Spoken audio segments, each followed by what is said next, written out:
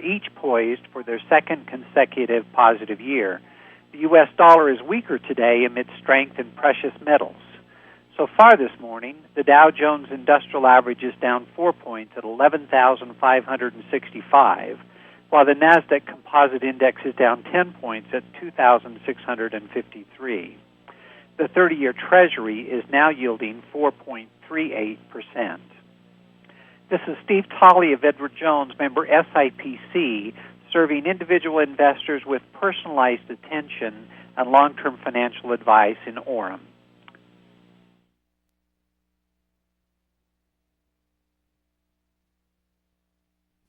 The following is a paid commercial program. Opinions expressed are the sole responsibility of the party expressing them.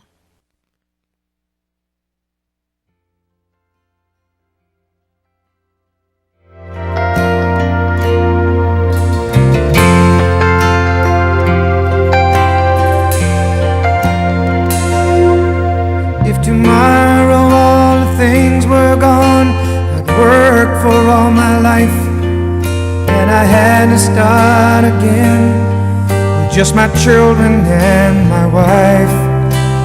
I thank my lucky stars to be living here today, 'cause the flag still stands for freedom and they can't take that away. And I'm proud to be an American, where at least I know I'm free. And I won't forget the men who died, who gave that right to me. And I gladly stand up next to you and defend her still today, 'cause there ain't no doubt I love this land. God bless the USA. Well, good morning, Utah, and welcome to Restore America. This is Hans Anderson.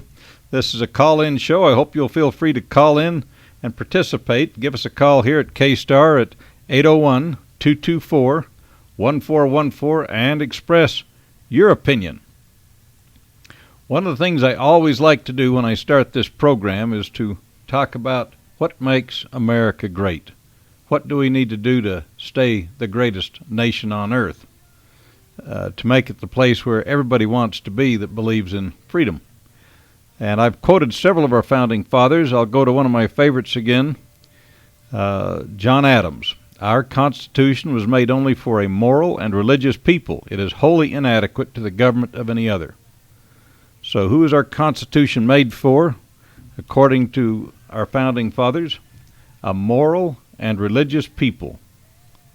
People who are given self-rule have to first know how to govern themselves, and that's why these men, and Washington said it too, a moral and religious people. Those are the people that can govern themselves. I believe this Constitution that we have, which is a gift to us from God, is under attack, and every time we adopt more socialist programs, we weaken it, and we weaken the resolve of the people. As Howard W. Hunter pointed out at one time, back in '66, this trend towards a socialist and welfare state government is a product of personal unrighteousness. He saw the cause of it. Another observation I've made in the past, I'll make it again. David O. McKay, he was ordained an apostle in 1906. He was a member of the First Presidency in October 11th, 1934. He became our prophet in 1951. In 1952, he said, "During the first half of the 20th century, we have traveled far into the soul-destroying land of socialism." He called it soul-destroying, this misuse of government money, misuse of government power. Socialism, soul-destroying. I want to point that out because President McKay, to him, socialism was not just an economic or a political philosophy with some minor consequences. These were soul-destroying decisions. And again, he was in the leading councils of the church for 44 of those 50 years that he was talking about when he said, during the first half of the 20th century, we've traveled far into the soul-destroying land of socialism. He saw it. He knew what was being talked about. And do you think we've gone less? No, we've gone further. One of the evidences of this expansion of socialism, and we're going to talk about it here in our city and our county today, what they've been doing, to promote the improper use of government. 1900, less than 1% of the federal budget was spent outside the original intent of the Founding Fathers. Now we're up around 70%. How did we get there? Well, we voted for it. We have the kind of government we deserve because in a government of self-governing people, a government where people elect their officials, we voted for it. And they are the ones who are altering the laws. They're the ones that are changing the Constitution. They're the ones that don't understand the proper role of government. And on every level, we've gone further and further down into this socialist program of redistribution of wealth, compulsory charity, because we don't understand it. Now, I've got a special guest with me here today, Rob Oscanyon. Good morning, Rob. Well, good morning. Rob was a candidate for the Provo City Council here. What's it been, a year, 2 years ago? No, a year ago, wasn't it? Yeah, it'd be about a year ago. Yeah, it would be. Yeah, so it was good times. Yes, yes. I was down knocking on the street doors for a few hours myself, helping him, because he's a good man. He understands the proper role of government. I was hoping to get him in there. We got some good ones in there. I just happen to think Rob would have been the best. Oh, well, thank you. I'm so flattered. But I wanted him to come on today with me to talk about some of the things going on in Provo City, some of the things going on in the county, which indicate that we may be rearranging the chairs of who's voting up there, but we still are not hitting home runs and getting people who understand the proper role of government down there, let alone out here in Orem. And Rob, you got a bunch of papers here. My manifesto, as it would. Yeah, you've been doing a little research. So let's start out with what you've got. Just to go, what's on top there? What do you want to do? Well, you know, one of the things that we'd been talking about, you and I privately in conversations, was about the convention center. It's both a city of Provo sort of issue as well as a county issue. You've got a whole county looking for a place to meet, supposedly. Apparently there's some sort of demand, as was told to us by our fearless elected leaders, that we needed a convention center. And so there's a lot of arguments for it, and it's really interesting when you talk about, I don't remember who it was, but they always said, you can always be very generous with other people's money. And so you have here just example after example, but one of the ones that's most recent and most up-to-date is the convention center. So a long time ago, they, like I said... Now, where's this located so people can get it in their mind's eye? What are we talking about here? What we're talking about is basically a 140,000 square foot building that's going to be built. And you can actually go down and see it if you're down in the Provo area, if your car's stuck in the snow and you're looking for a place to walk to. It's on 100 North and Freedom Boulevard. And you'll notice, you'll probably see it pretty quickly because it's going to be the thing that's just tons of construction going down there, giant pylons of cement. So like I was saying, 140,000 square foot building, 20,000 square feet of it will be for an exhibit hall, 18,000 square feet for a ballroom, and then 10,000 square feet of it will be dedicated to just private meeting rooms that people can be in. Also comes with a full service kitchen, and will be the new home to the Utah County Convention and Visitors Bureau. So, and I'm sure it also comes with a free cheese grater, kind of like one of those infomercials where they try and sell you something.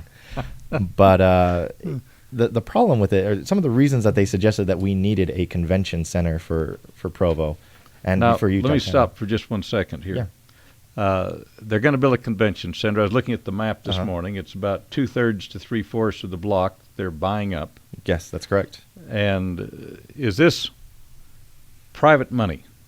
Are they bringing in a private group who wants to build this convention center in downtown Provo, and they're going to spend their money and put this up and invite people to come into the meeting?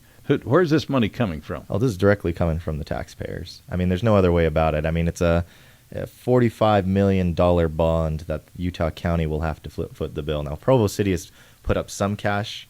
I think it's around in the low $8 million, $10 million, area. So they're the ones probably going to benefit the most, but paying just a fraction. 8 million. Yeah. Provo City. Yeah, I think that's it. I mean, it's an You'll estimate. sleep better at nights knowing that your city has just signed on to $8 million of debt. Anyway, go ahead.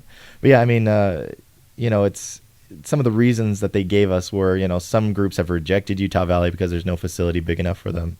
The Utah County Convention Center will solve that, they say, attracting more conventions, trade shows, and other events. I'm sure there's a lot of quilting and scrapbooking conventions that are just clamoring to get side of Utah County. Sorry for my sarcasm, but more events mean more customers to hotels, they say, restaurants and other businesses in Provo and the rest of the county, which means more taxes collected. I think therein lies the true real meaning and reason why they want to do this. I mean, when you talk about funding and subsidizing businesses and golf courses and all these things, I mean, really all it boils down to is tax collecting. The increased property value of certain places that are subsidized increases the amount of taxes the county and the city can collect. And therein you see where their real reasoning is, in my opinion. I mean, they want more money to spend. And the way they can do that is by spending your money to raise property values to get more money. It's kind of an interesting deal. They say with interest rates and construction costs at rock bottom, this is an opportune time to build. I don't think I would dispute that, but I think the argument needs to be made, though, is does it need to be built? Yeah, whose money? Yeah, I mean, if I'm, my wife and I are newly married, and we don't exactly make a ton of money, and it didn't make any sort of sense for me to say, hey, interest rates and everything are really low, even though we can't afford it. Oh, let's just do it. Let's just build a house, another one, a really big one. So, those are some of the things that they've been putting forward as reasons to build it, and I just don't see any reasoning for it. But despite that, what's interesting is they say that it'll provide an economic boost, but when you think about it, according to and what I'm getting this information from, by the way, is from the Daily Herald. I was doing a search on there just to try and get some more information on it. They had a really good article. An individual named last name was Sanders from University of Texas San Antonio is a professor, and he said that 95 to 96% of the convention centers operate at a loss. And you have to consider that that's Chicago. That may be one of the reasons that nobody in private enterprise said, I'll bring in $45 million. I'll tear down 2/3, 3/4 of a city block. Mm-hmm. I'll build this thing. Mm-hmm. Yeah, I think that's one of the funny parts is you'll hear a lot of these people, elected officials and individuals who are for it, say, well, it just makes sense. I mean, we need to do this. And when you think about it, you're like, but really, does it make sense? Especially when you're spending somebody else's money. Yeah, it just makes sense to somebody spend someone else's cash. Who's not on the hook. Yeah. And for so a bad decision. I think the big question that was asked, even by the Daily Herald, was if Chicago, Los Angeles, New York, Orlando, and New Orleans are suffering and they're operating at a loss, and these are mecca centers. I mean, you can go to Orlando, go to the convention center, and go to Disneyland. I mean, there's more than just convention center to go to. And yet we're asking the question of, we're going to do the same thing. We're going to build a convention center, but we don't have any of those second amenities. There's no way to recoup the cost. There's nothing else for them to do. Why would they want to come here? Which may be the very thing that somebody in free enterprise would look at and say, if these other places can't make it, mm-hmm. why am I going to spend $45 million in Provo, Utah? Mm-hmm. And hence, they don't do it. Mm-hmm. And again, what percent did you say of these convention centers operate at a loss, which means taxpayer subsidies? It looks like, according to Haywood Sanders, 95 to 96% of convention centers operate at a loss. And he estimates there's about 325 convention centers of significant size in the United States.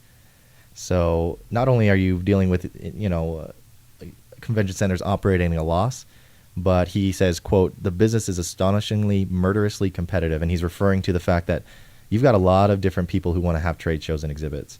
And where would they have it? In Provo, Utah? Or are they going to have it in like Chicago, where literally next door to the McCormick Place, which is their large convention center, you have the Chicago Bears Stadium, you have the Shed Aquarium, you also have the a number of different attractions and sites that you can go visit. And, where would you rather have it?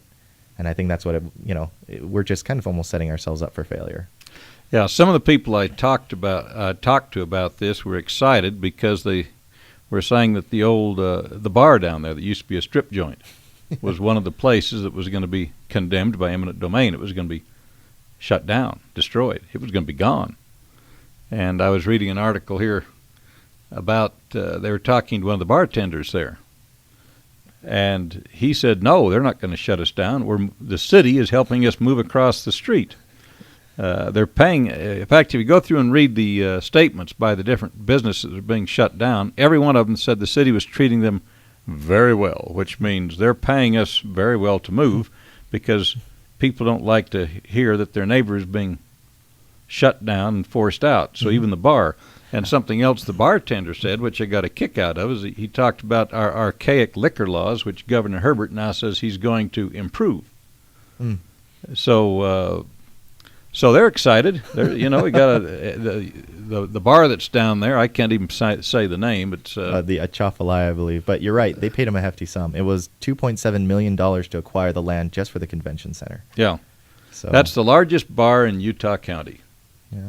And so they're excited to have a convention center come in, because it's just the kind of people hey, we're going to have a whole lot more business. So you pay us, get a bigger bar, move us across the street, and bring in convention people to drink, and we're going to change the laws so we can dispense even more liquor. Yeah, I mean, it's even a ripple effect. I mean, you see that they're paying, you're using taxpayer monies to pay a lot of money to buy this land. They're also using this as almost a way of saying, well, hey, look, this is increasing the necessity for a light rail system. I mean, we have to have ways of getting people in and out, and not only light rail, but revamping the airport and upgrading it to have regional flights in there, which requires more and more and more taxpayer money all around.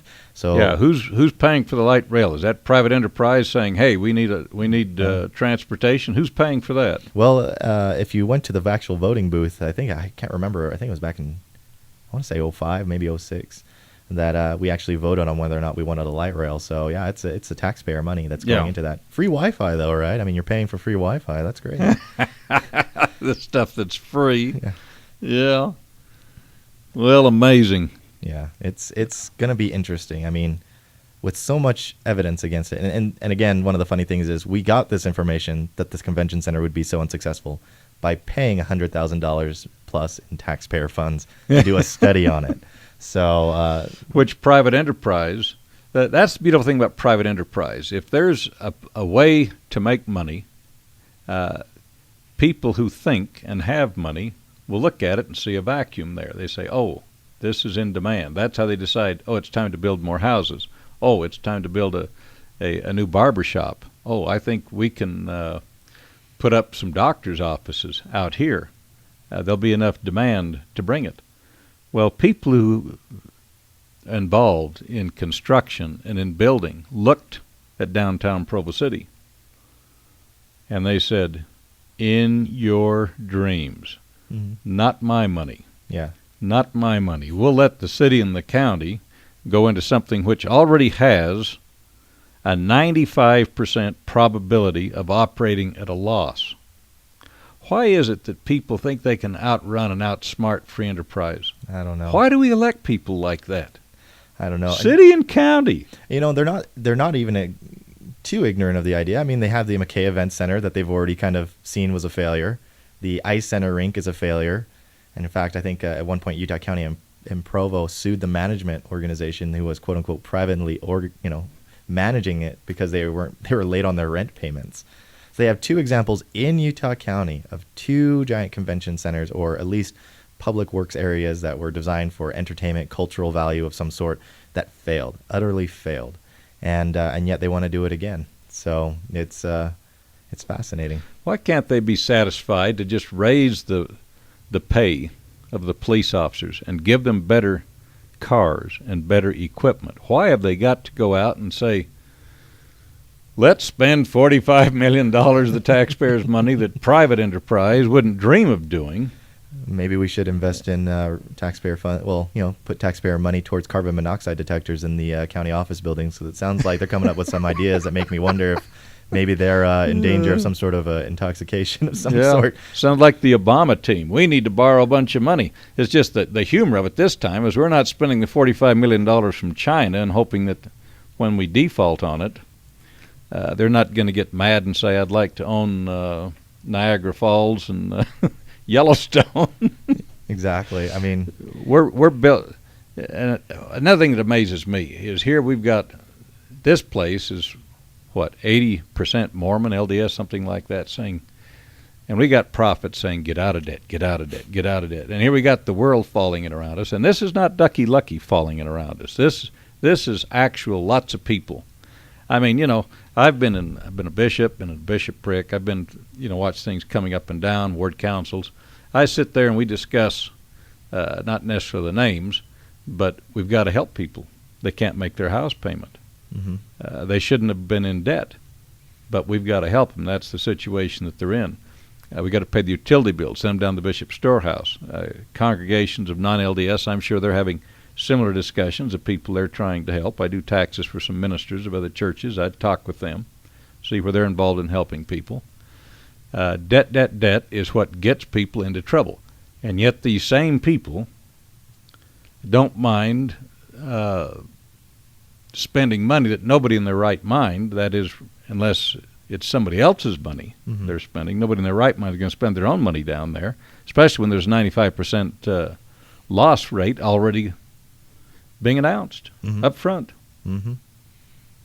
What else you got there? Oh, excuse me, go ahead. No, you're right. I mean, I'm just trying to look at other things. I mean, it's fascinating. There's lots of arguments people are making. It's a stimulus to the economy. We're creating jobs. And all this touchy-feely. And heaven knows that the construction company needs work, and but you're So what if the taxpayers have to pay for it? Exactly, and you're right. I mean, just being encouraged to get out of debt. When I was in the Philippines for 2 years, you would walk, and it's interesting for me because my family is part Filipino, and so it was kind of interesting to see the culture down there and to see what kind of made its way across into America. But you would go into the deepest part of the jungle, up in the mountainous areas. Yeah, you served your mission there too. Yeah, and you would go and you'd walk past these homes, probably no bigger than, say, whoever's listening to your living room, or even less than that, and it would be completely made out of bamboo, dirt floors, and yet, they'd have perhaps the best sound system, speaker system, stereo you could imagine. You could find the homes in the jungle for knocking on doors and asking simply by the music it was being played, because they had these enormous speaker systems. And I see that here in Provo.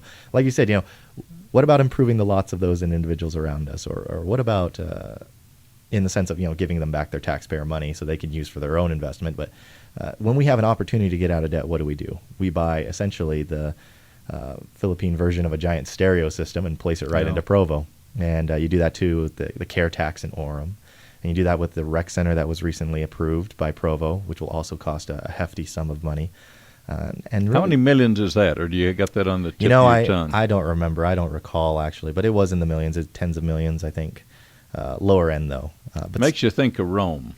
Mm-hmm. Let's their convention center was a place where they could watch people kill each other and murder Christians and get their mind off their problems. And we got our convention center. Everybody's looking for something for nothing. Yeah, and I think we have entertainment. Like you were saying, we're predominantly LDS down here, and I think an interesting dynamic is there's many individuals who may not be LDS who also are opposed to this, and oftentimes they blame the current major religion of the area.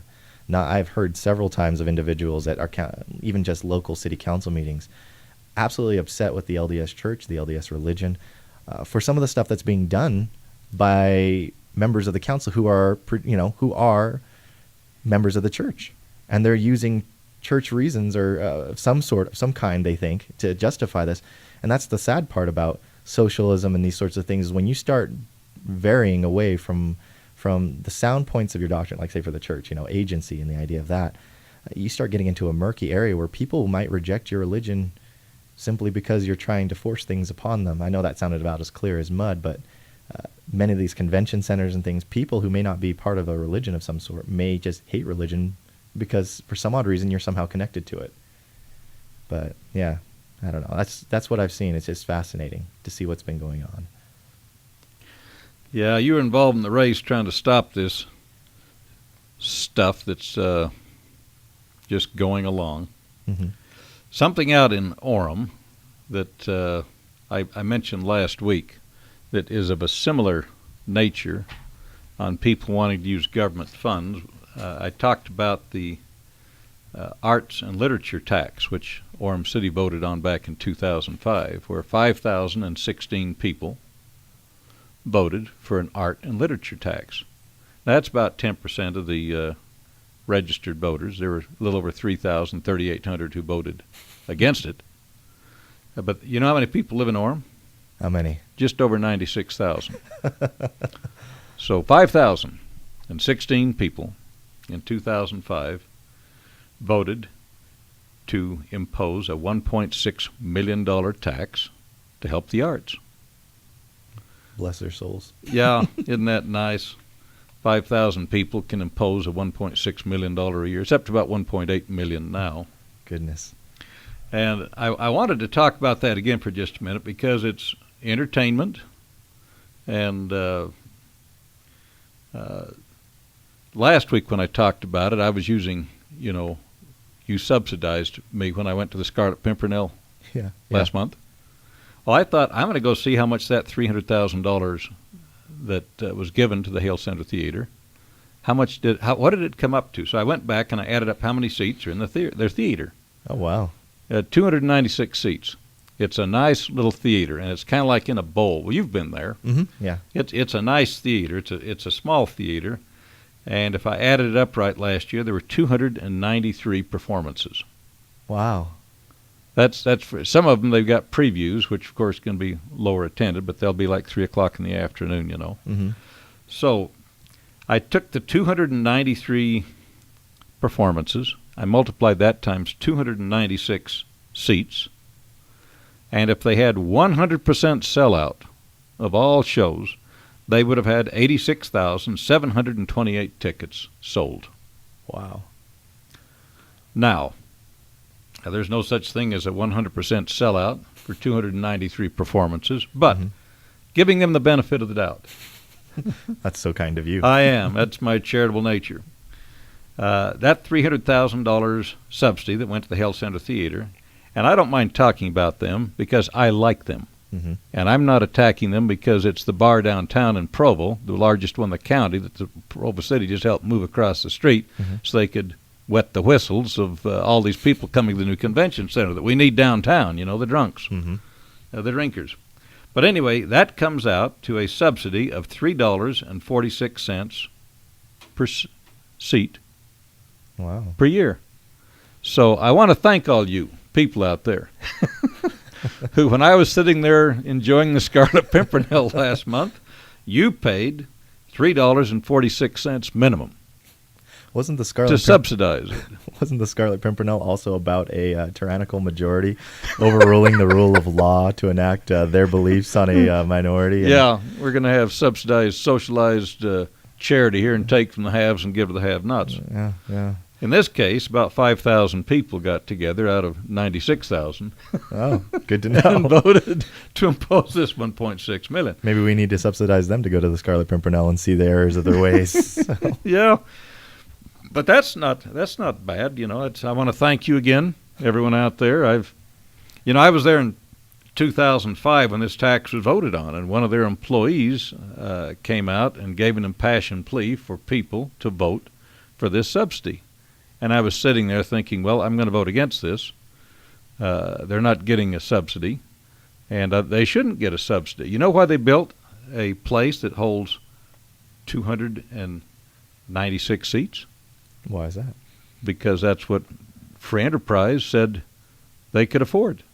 Oh, before the law of diminishing returns was yes, taken, before. Who cares how many people are actually going to go to this? we're the city. We'll take the taxpayers' money. Gotcha.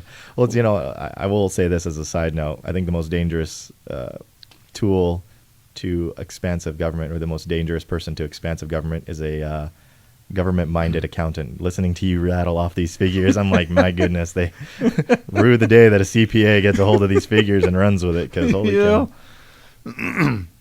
Well, again, I want to thank you people. I actually had my wife and several children there, so watching the Scarlet Pimpernel, and it was a good show, and I liked it. And I'm not attacking the people there. You go there, and because it's in a bowl, you're right next to the actors. You can see their smiles. You can see what little mistake they might make. You can see people having a great time. And you can see the acts, and you sit there and you laugh and you cry and you just love it. Mm-hmm. Yeah, the Scarlet Pimpernel was a great production. We also saw the Christmas Carol there, also awesome. Yeah. Yeah, that's great. They do good work.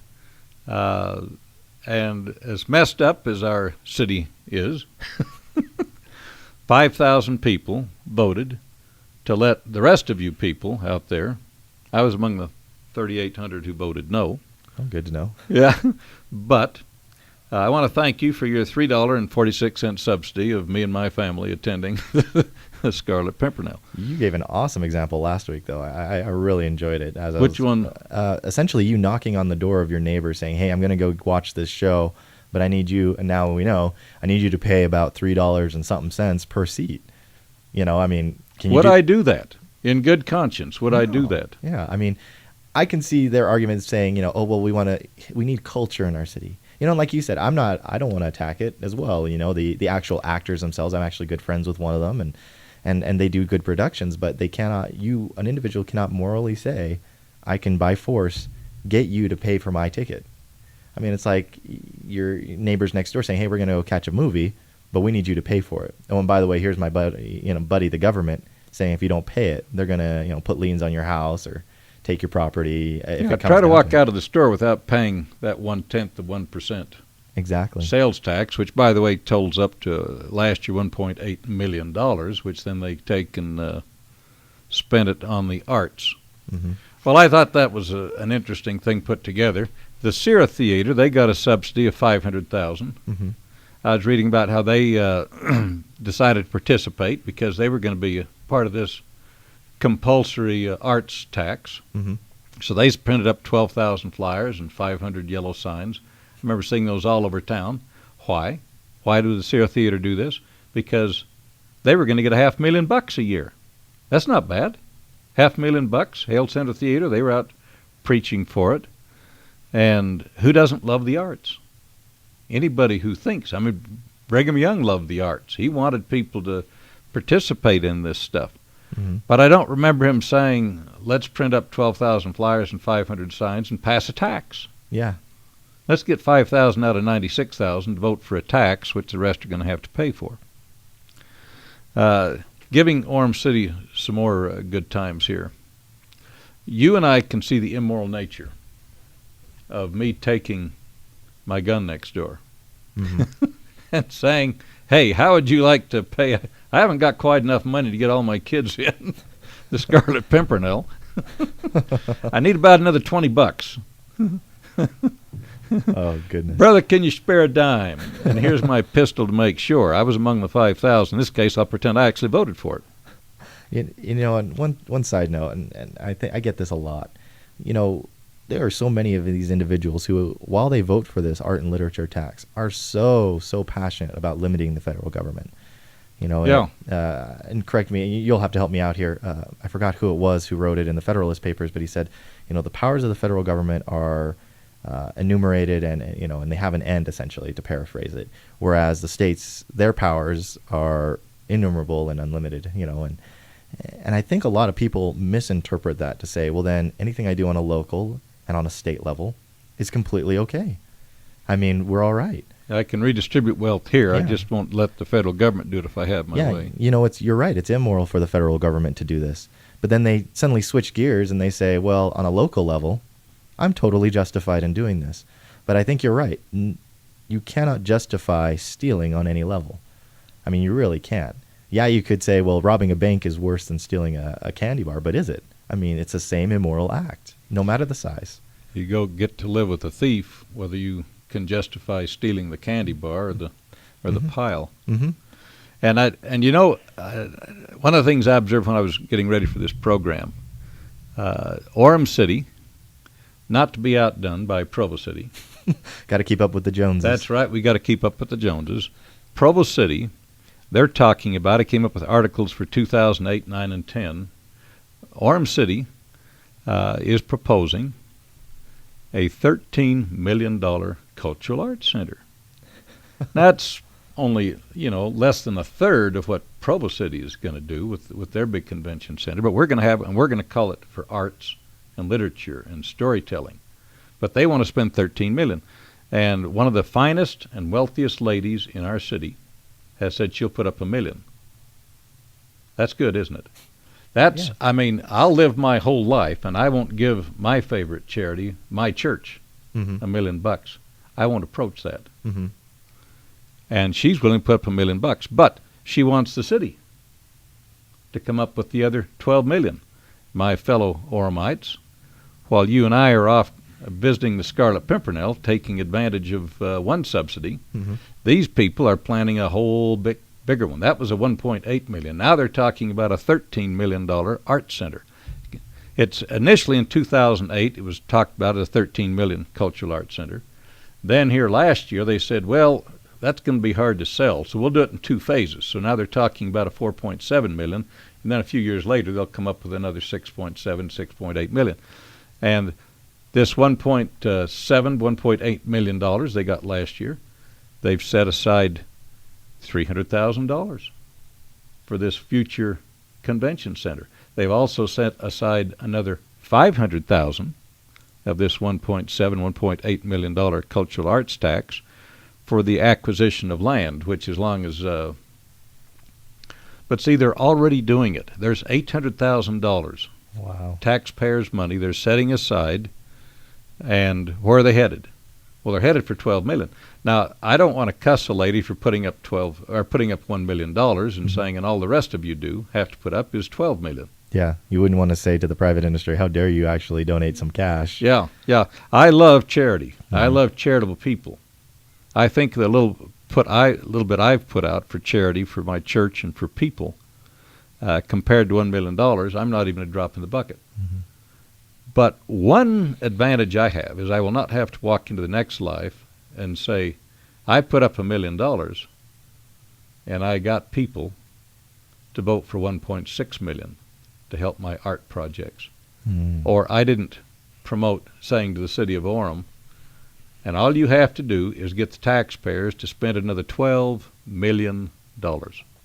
Health Center Theater, 296 seats. That's what Free Enterprise said it will take. Mm-hmm. But these people, and they love the city, and they're helping. They're the most charitable people around, in this city. But they want the taxpayers to come up with $12 million. Now, is that the proper role of government? If I put up $1 million to feed the hungry, and they're out there right now, I'm still on a ward council. There's a lot of people out there that are getting assistance. Yeah, it's true. I don't know who they are, but the bishop says it's still going on. When I was a bishop, I knew it was going on. If I put up $1 million to feed the hungry, would that then justify me saying to you people here in the city, let's pass a law? There's enough Mormons here, and they're not paying enough fast offerings, so let's get 5,016 people. We'll have a special election, an off-year election, by the way. That's another way they pull this stuff off. Yeah, it's true. We'll get 5,000 people, and they'll vote a $12 million tax to feed the poor.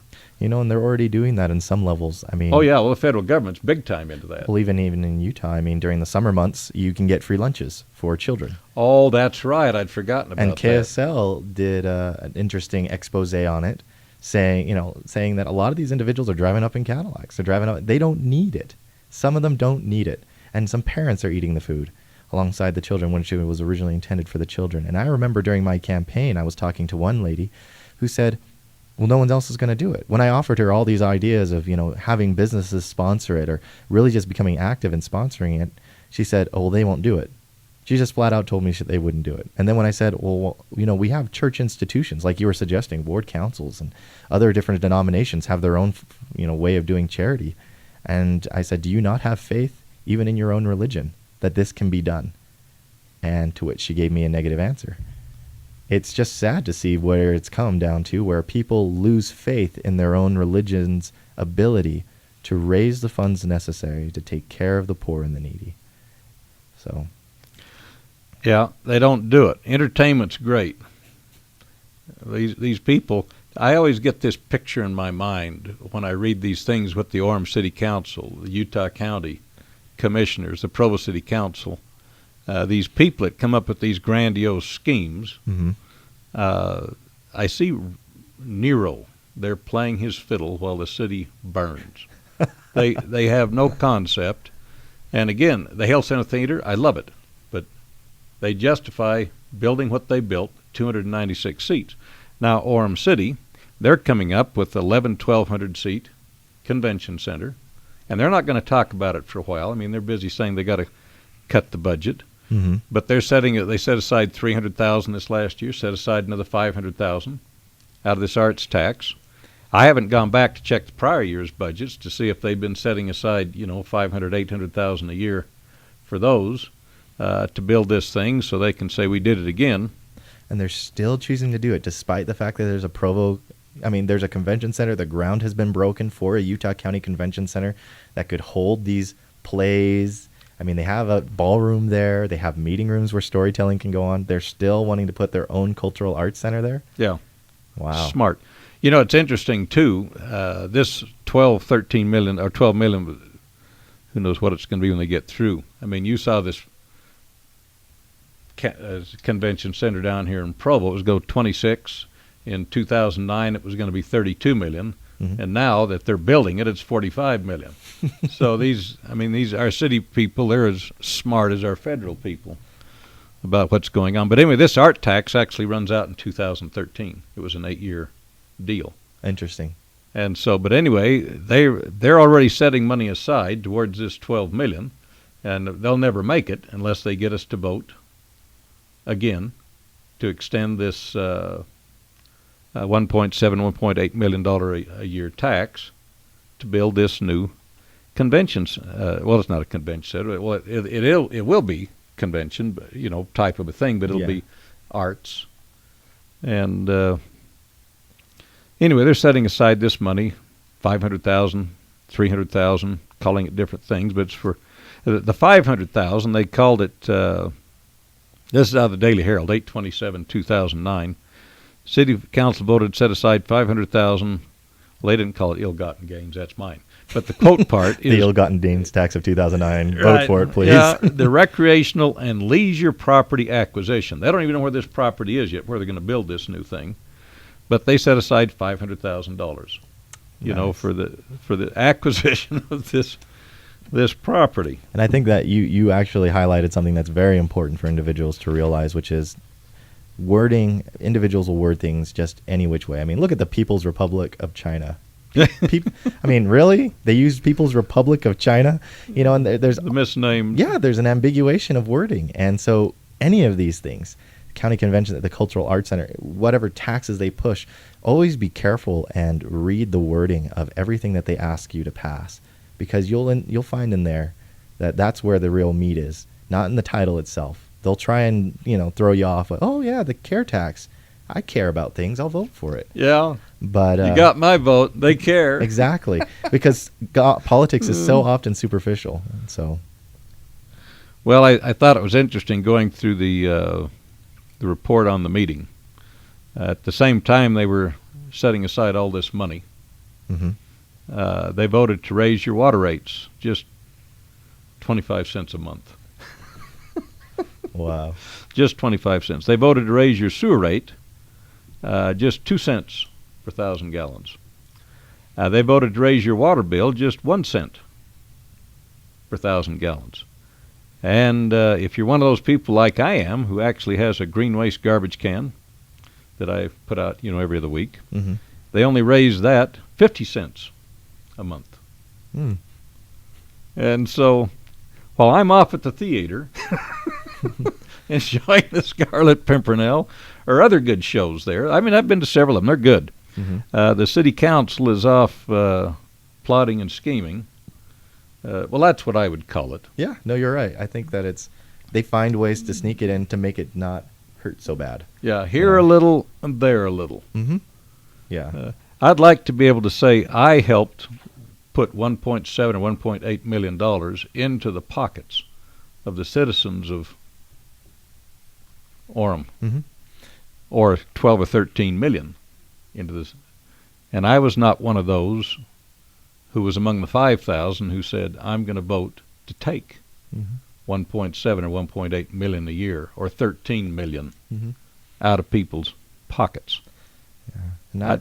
That's sad to have to go in the next life and explain, here's how much I voted to steal so I could enjoy the Scarlet Pimpernel. Yeah, At that's my true. neighbor's expense of approximately $20. Yeah, and Thank you. That was just for the one show. I've been to several of them. I wonder how many hundreds of dollars I've benefited from my neighbor who didn't bother to vote at all.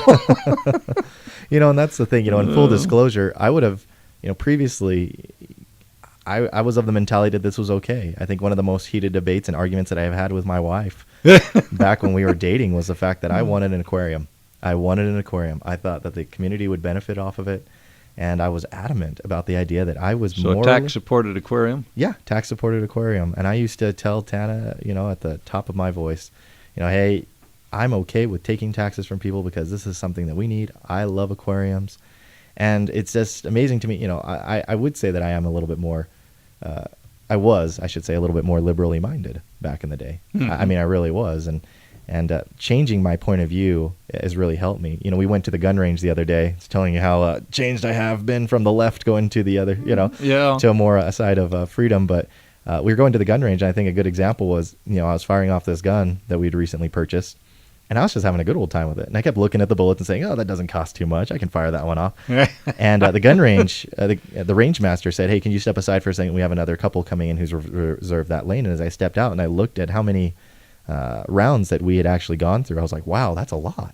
Yeah. And he said, hey, sorry, I pulled you off the range. I'm like, no, it's good to sometimes, I said jokingly with him, have someone pull me off the range and say, look how much you've done. Allow me to kind of reassess how much we're spending. And like you said, 25 cents for this, 25 cents for that. You start stepping away and you look at it and you go, wow, I've gone through a lot of rounds.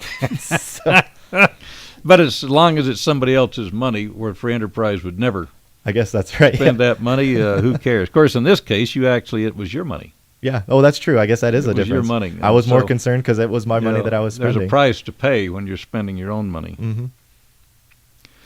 Yeah, and I thought the final line on this that I was reading about is when they got through talking about all this money they were going to spend, Mm-hmm.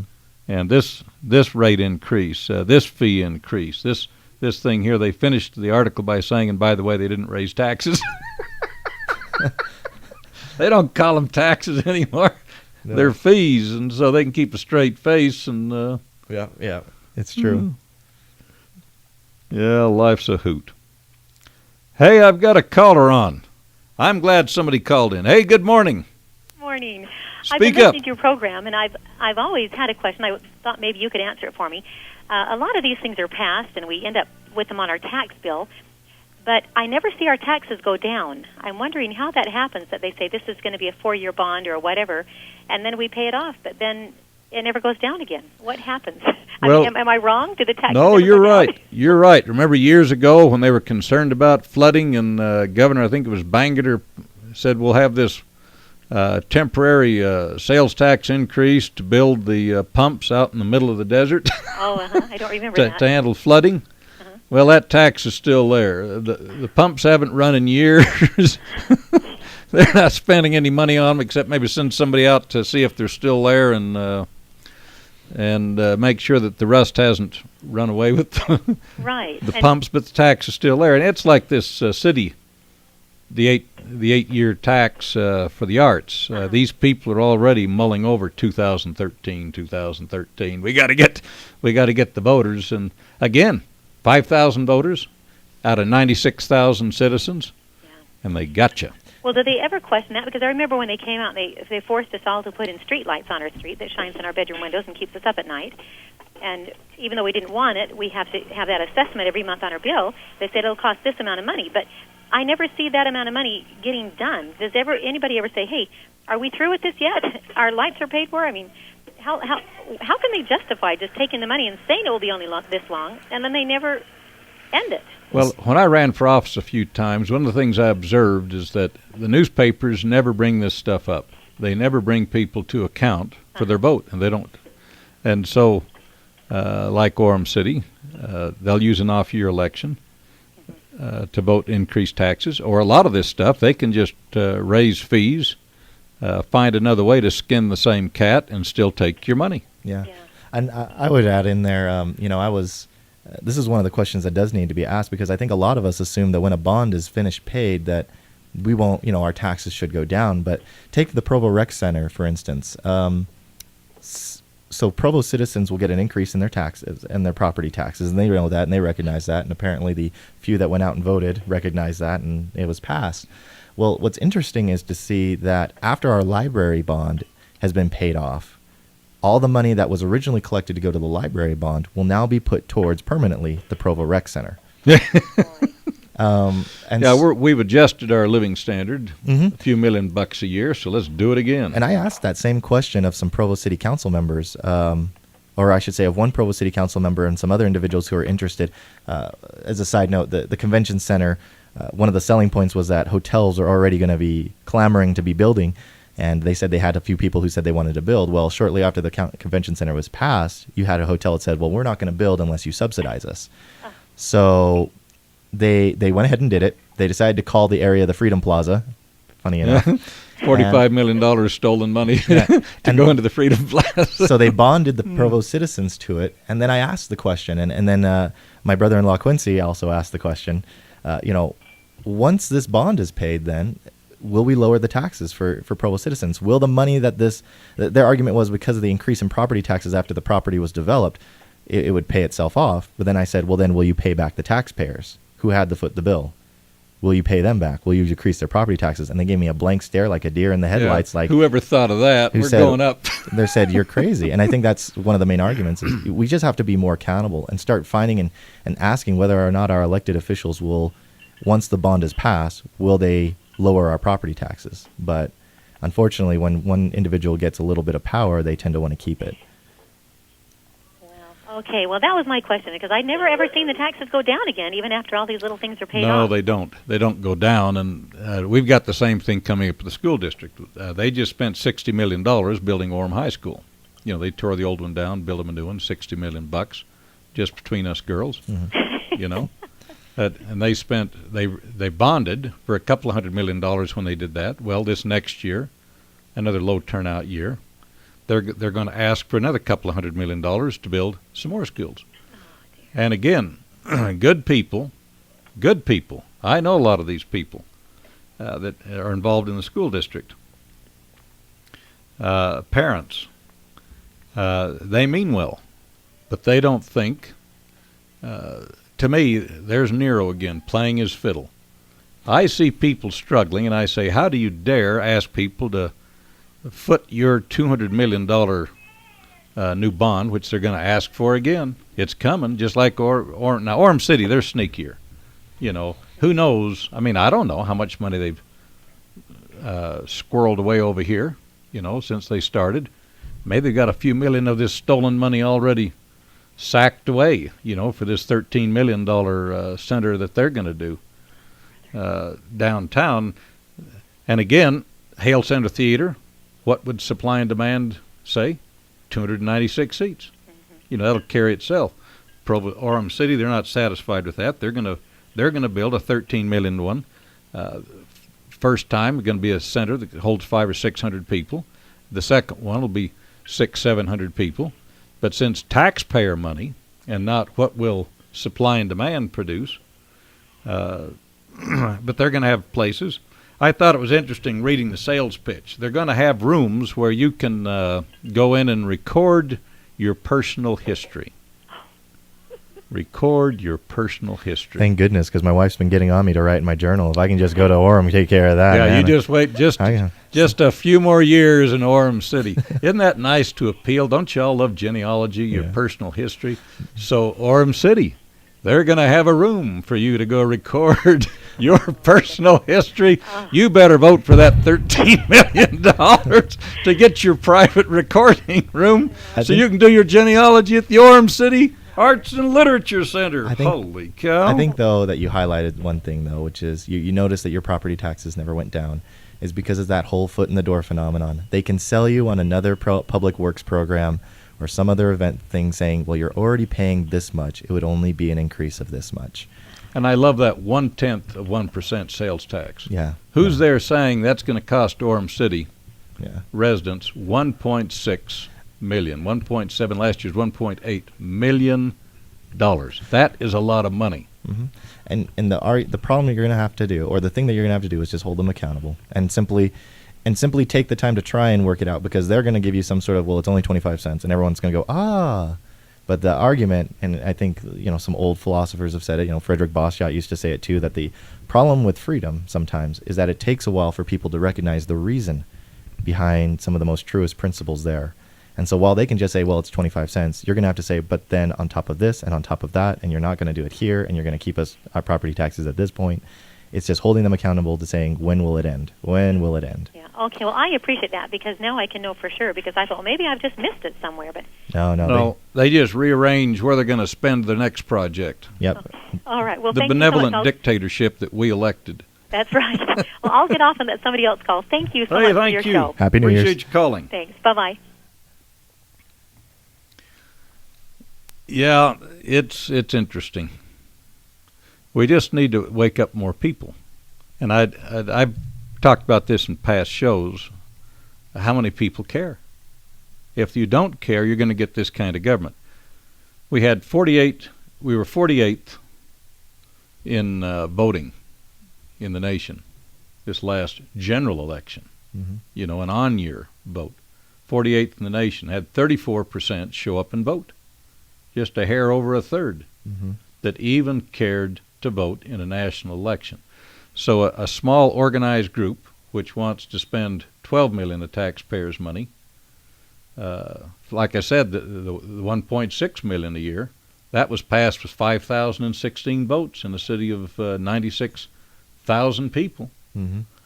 And so people like you and I, we got to wake the town and tell the people. Yeah, we got to get more people voting, but we also, have to do what Thomas Jefferson said and get them informed. Maybe we could do that through an arts and literature tax, and buy some constitutions and some, and all that other stuff. But anyway, that's all. Yeah. Well, it's been good. Well, this has been kind of fun to do. I hope you out there will wake the town and tell the people. Share this information with your neighbors. $200 million tax coming up here this next year from our schools. We don't need to spend as we get it. We'll just borrow and put a bigger tax on the people. 2013, we got another arts and literature tax coming up. Hate to ruin those people's day, but if enough people who actually saw what they were doing, they'd show up. Well, it's been a good morning.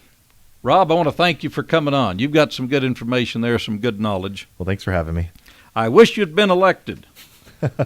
Sometimes I see all the problems. I'm glad I wasn't. But yeah, anyway. I remember the times I ran, and when I was driving home after the election, thinking, "Whew, that was close." Think of the mess I'd be down there, the lone voice in the wilderness, trying to wake them up. Well, hey, folks, it's been good to talk with you. We'll see you again next Friday morning at 10 o'clock. Happy New Year's. Yeah, Happy New Year's. Stay off the streets tonight, and we'll see you next week. Hans Anderson here, and good morning. If tomorrow all the things were gone, I'd work for all my life, and I had to start again with just my children and my wife. Thank my lucky stars to be living here today, 'cause the flag still stands for freedom, and they can't take that away. And I'm proud to be an American, where at least I know I'm free. And I won't forget the men who died, who gave that right to me. And I gladly stand up next to you and defend her still today, 'cause there ain't no doubt I love this land. God bless the USA.